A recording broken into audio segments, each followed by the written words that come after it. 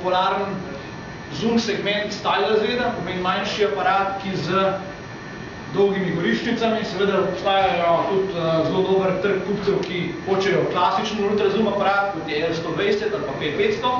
Kar nekaj uporabnikov pa je ta oblika nekoliko prevelika, pa bi radi imeli stilsko oblikovan aparat, vseeno z daljšim razponom goriščnice.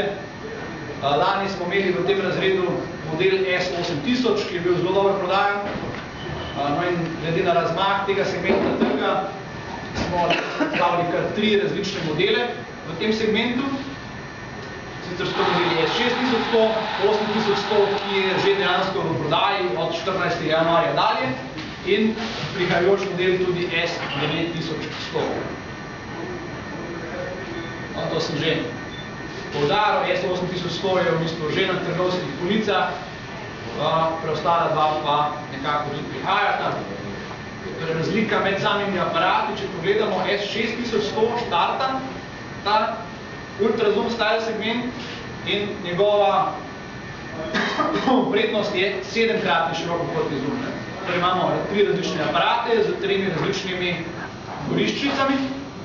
S6100 je tudi nekako najkompaktnejši, z 3-inčnim ekrančkom, HD snemanje videoposnetkov in 7-kratnim širokokotnim zoomom. Med vsemi tremi je tudi nekako tipalo za največjo resolucijo, torej gre za CCD tipalo s kar 16 milijoni točk, 7-kratni optični zoom pa je od goriščnice 28 široka kota do 200 mm nekje.